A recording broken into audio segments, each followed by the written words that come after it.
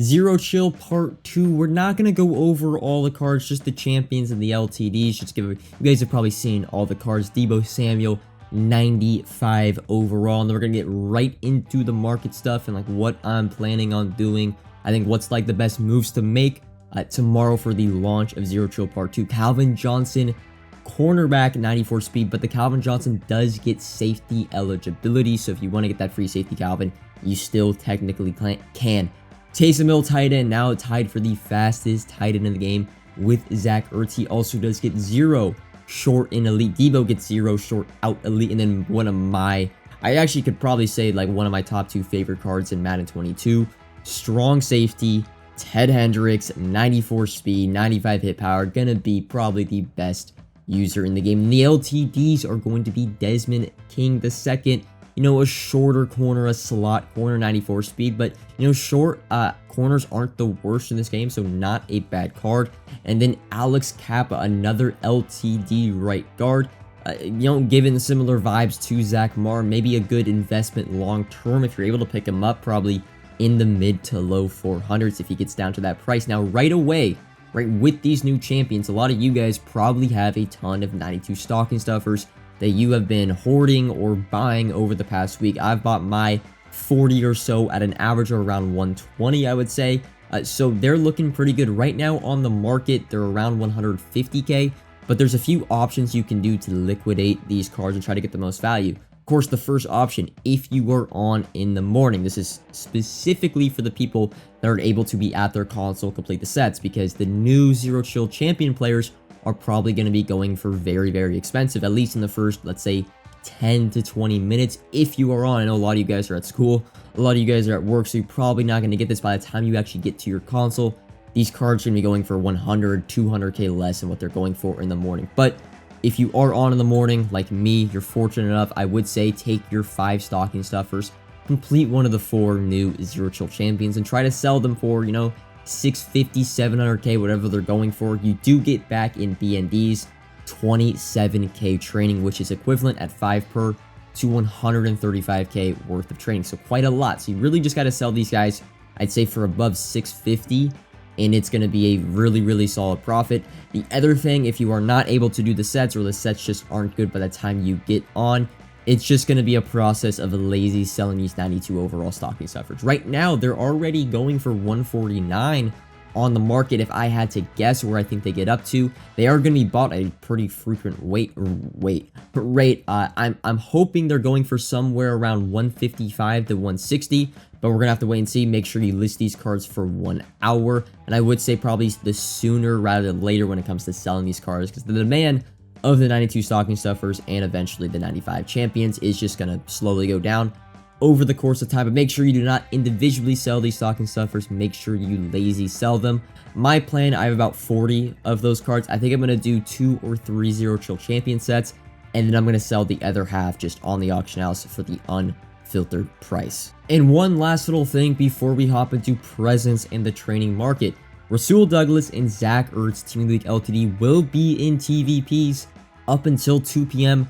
West or 2 p.m. East Coast time, which is 11 a.m. West Coast time. So if you are on for the first 3 to 4 hours in the morning and you are, or you're planning on pulling TVPs, it is the best time to pull the TVPs in those first 3 to 4 hours where you have 4 LTDs in packs rather than 2. But now hopping into presents, the news we were waiting for. We wanted to see the rerolls, if there were any new presents in the game. Now, I'm not going to talk too much on my present strategy because we're going to have to wait and see the odds and all that.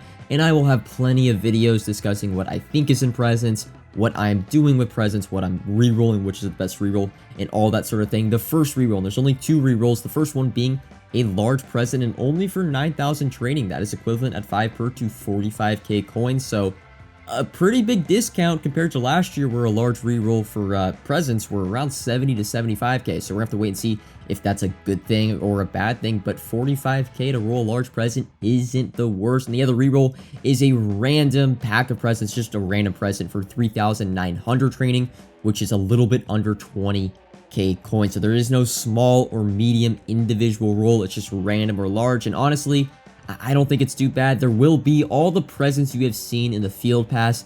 There will be those of the small, the large, and the medium, just current or common presents, I would say. And then you have your promo ones like the AKAs, the Harvest, the Team of the Weeks, the Legends. Then you have your Lively Large, your Lovely Large, and I don't even know the third one. I don't have all the pictures of them on the screen. However, there are two, and I'm going to call these the extra large presents of the year. They're called player presents. There's two of them. I'll flash up on the screen. The first one, it's like unfinished business. The rumor going around the MUT community right now is it's either Tom Brady or Rob Gronkowski. There's like a Tampa, I want to say TPA or TMP Tampa unfinished business. It's like the saying that Tom Brady, when he unretired, same with like kind of Gronkowski when he's unretired for the 50th time. The other present says no ag zone. The kind of community basis right now is thinking maybe cornerback Ed Too Tall Jones, but we're going to have to wait and see on that. I would say if I had to guess the overall of these player presents, I would say 95 overall. Hopefully we get like two more maybe next Thursday for Zero Chill Part 3. We're going to have to wait and see. Right now, those are the only presents. And while there aren't any of the extra large presents from last year being like the Harvest, the Most Feared, the Blitz, there's smaller versions of those presents. And if I'm being honest, last year the worst presents were the extra large, like I would say the extra large Harvest, the extra large Most Feared, the extra large Blitz, because there wasn't variety within that present. Whereas, you know, looks like the promo presents this year are going to be like 85 plus, 87 plus. So we have to wait and see. Again, that's just the presents, the rerolls. Let's move into the training market. First up, I know the question a lot of you guys might be asking, can I still invest into training and make coins while the market is already a little bit up? And the answer to that really, if I'm being honest, is no. That ship has sailed. If you wanted to invest, and the main, like, I'd say overalls, we were investing in 90 and up overalls in terms of reselling as an investment. That ship has kind of sailed. You can still try to snipe Zero Chill players. I get an AKA here for 49k, but it's very, very hard. The prices right now are like at 60k for the cheapest 90 overalls on buy now, and you have to snipe them for, I would say, under 54 to 53k for it to actually be worth it. However, if you are planning on re-rolling tomorrow, I will say you do want to pick up training today. It will be cheaper today than it is tomorrow. I would recommend getting the lower overalls, right? 85s, 86, 87s, and 88s.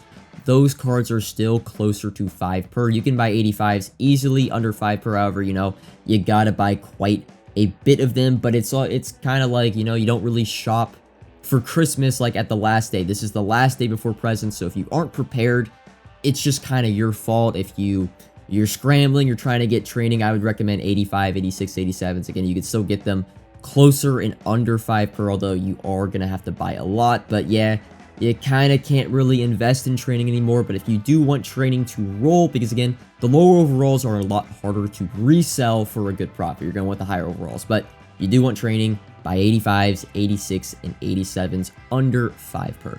But now getting into the training market, how has it reacted from the news of the present rerolls? Right now, 90 overalls are around 65 to 66k unfiltered, so slight rise from yesterday, but not really. Initially, they went up to 67, 68k right on the announcement of all the new Zero Chill players and the present rerolls. The biggest mover actually today is the 92 overalls unfiltered. They're up to around 150k, so around a 10k increase. But if I'm being honest, you won't see the actual impact of the new rerolls until they're actually put in the game. You can go back to last Wednesday. Even though they announced the TVPs, you were still able to buy training at 5 per, and the unfiltered price for 90 overalls really didn't move. It was like, I want to say 5.5 per, and then of course, right when the TVPs put in the game, 90 overalls, boom, spike up to 65k. So again, we won't really know the extent of how much training is going to spike until they actually put the cards in the game. I've always said my number is 7 per. I think training gets to 7 per, at least at the even overalls. 90 overalls, 92s, or 92s are almost at 7 per. They only got a little bit more ways to go, but 90 overalls, again, I think they get to 70k tomorrow. That's kind of my number. And then anything after that is, you know, the cherry on top, the dessert, the cake. We'll have to wait and see on if training can get higher than 7 per. Timeline wise, when it comes to training and like the rises each day, or we'll go back to last Thursday and Friday. Training was super expensive for the first hour or two. 90 overalls, if you can remember, shot up to around 68 to 69k, and then in the middle of the day they kind of went back down to 63, 64k, and then later on in the evening they went back up to 67, 68k. So you can probably expect, and kind of been tracking that happen yesterday even, training right away when the new rerolls get put out, super expensive. Middle of the day, the cheapest, and then in the evening, it will rise back up. I will say I do want to get rid of, in terms of the selling of training, I want to get rid of a majority of my training before Saturday, just in case they release that another GOAT bundle, another 75% off bundle that would lower training, I would say, to like the low 6s again, and then we would be buying training again. So I do want to get rid of a majority of my training before Saturday. Even if, let's say, I do hold on to some training, I'll probably end up holding on to it until Ghost. But I've always been saying over the past few days, if you can sell players right now, this minute, go check your binders, especially if you have AKAs, you have legend cards, you have team of the week. Zero chill snowballs don't really work like this, but go ahead and sell players for above 7 per. You can see 93 overalls above 230k for the most part. Some of these sales are a little bit older. 91 overalls above like 104, 105, and then 90 overalls above 70k. You'd be shocked to see which and random cards, right? Chris McAllister, 78k. A lot of the AKA guys go for above 70,000 coins individually. Go ahead and sell those cards right now. That is probably what we're going to see the training market at tomorrow, so get a little bit of a head start. Now, I will say, with training, I don't think it could really go above 7.5 per. The reason I say this, as you see, by the way, I still have some auctions currently right now that I am trying to sell above 7 per. The reason I think trading, again, this has been the what would you say, the, like, we've matured our process. I think I'm understanding the training market a little bit more.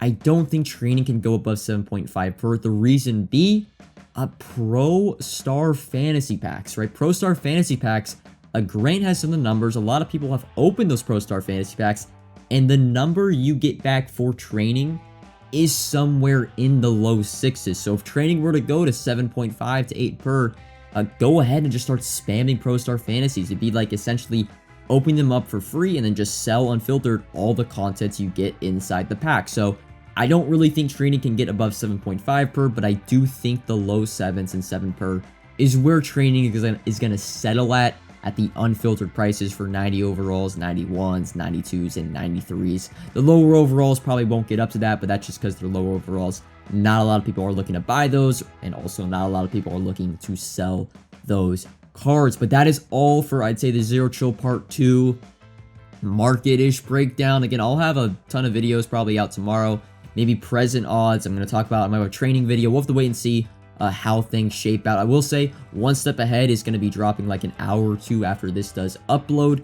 So if you do enjoy those podcasts, make sure you tune into that. But that's all for this video.